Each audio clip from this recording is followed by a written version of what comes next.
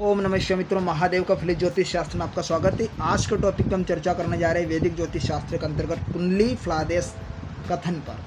तो कुंडली फलादेश कथन पर आज हम धन भाव पर चर्चा करेंगे, जो कि द्वितीय भाव जन्म कुंडली के सेकंड हाउस पर चर्चा करने जा रहे हैं। और सेकंड हाउस से हम नाक, मुंह, दांत व जीभ, भोजन में रुचि व कंजूसी आदि हम देख सकते हैं सेकंड हाउस से। तो आज पूरा का पूरा टॉपिक इसी पर रहेगा। यदि आप मेरे चैनल पर नए दर्शक हो तो कृपया चैनल को सब्सक्राइब कर लिए, साथ में घंटी के बटन को दबा दीजिए, ताकि भी जो भी नए वीडियो अपलोड करो उसका नोटिफिकेशन सबसे पहले आपके पास पहुंच जाए। तो बिना समय गवाए हुए फटाफट हमारे टॉपिक की ओर बढ़ते हैं। तो जैसे कि आप देख पा रहे हैं, धन भाव पर चर्चा करेंगे। यदि आप चाहें तो इसका स्क्रीनशॉट ले सकते हैं।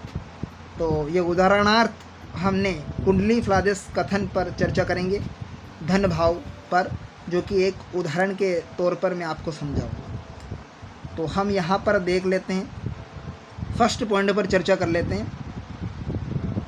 इस भाव में चंद्र गुरु की स्थिति हो, अर्थात धन भाव, तक चूँकि कुटुंब भाव ही बोला जाता है। जन्म कुंडली का द्वितीय हाउस यानी सेकंड हाउस, जन्म कुंडली का द्वितीय भाव में क्या होता है, अगर उसमें चंद्र और या बृहस्पति स्थित हो, बृहस्पति अर्थात गुरु स्थित हो, उन पर शनि की दृष्टि हो, तो क्या होता है, श्रीमान होगा। जातक क्या होगा, श्रीमान।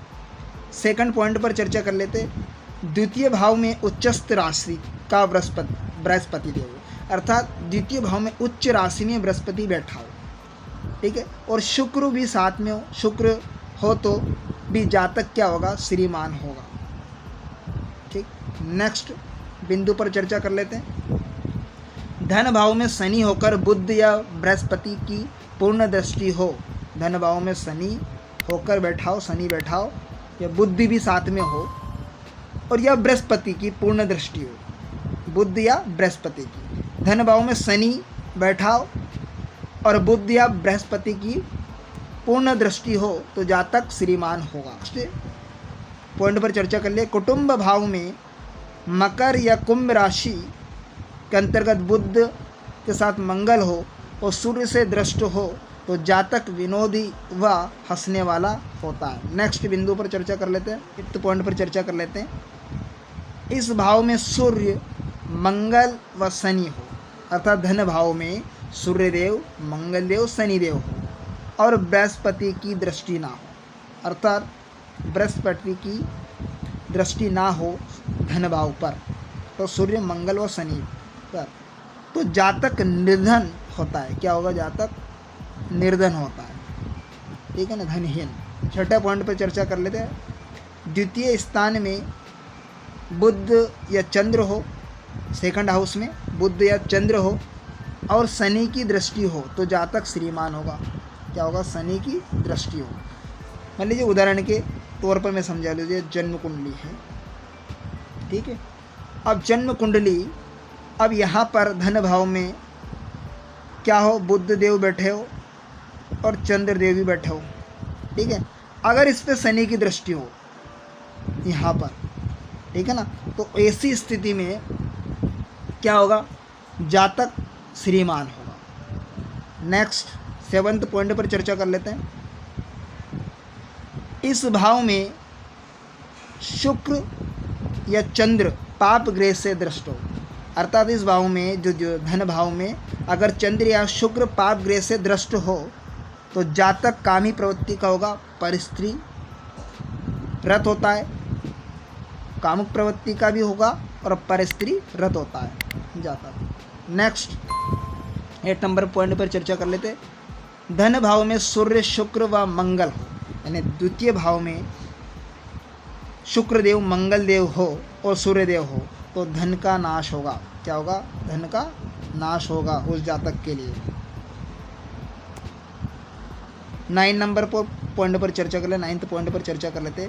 कुटुंब स्थान में उच्चस्थ का सूर्य हो, यानी कुटुंब स्थान अर्थात धन भाव में उच्च का सूर्य, उच्च राशि में सूर्य, उच्च राशि का सूर्य हो और बुध, बृहस्पति व शनि हो, अर्थात उच्चस्थ का सूर्य, बुध, बृहस्पति व शनि हो तो जातक वक्ता होगा।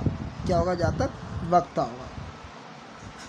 वाक्पटुता, है ना, जिसे बोला जाता है। नंबर 10, धन भाव का स्वामी केंद्रगत हो, अर्थात धन भाव का स्वामी यानी धनेश जिसे बोला, सेकंड हाउस में जो भी राशि उसका अधिपति है ना, वो केंद्र के अंतर्गत हो, केंद्र में बैठा हो, या त्रिकोण में उसकी स्थिति बनी हो, त्रिकोण के अंतर्गत त्रिकोण के घर में बैठा हो, तो जातक श्रीमान होगा। नेक्स्ट 11 पॉइंट पर चर्चा कर लेते हैं। धनेश अर्थात धन भाव का स्वामी बृहस्पति होकर, धन भाव का स्वामी बृहस्पति होकर मंगल से युक्त हो, यानी धन भाव का स्वामी कौन होना चाहिए, बृहस्पति बना हो, है ना, बृहस्पति होकर मंगल से युक्त हो, मंगल के साथ कॉम्बिनेशन हो उसका, है ना, धन भाव में ही बैठा हो और द्वितीय भाव में ही बैठा होना चाहिए, बृहस्पति के साथ मंगल की युति हो, तो जातक धनवान होगा।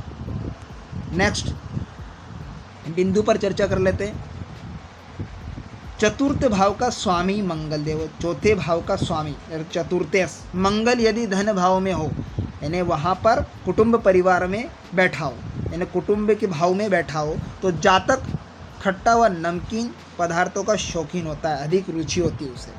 तो इस प्रकार से आज हमने धन भाव अर्थात जन्म कुंडली के द्वितीय भाव पर चर्चा की। तो आशा करता हूँ आज का वीडियो आपको बेहद ही अच्छे से समझ में आएगा। तो मिलते हैं किसी नेक्स्ट वीडियो में, तब तक के लिए आप मुझे दीजिए इजाज़त। ओम नमः शिवाय।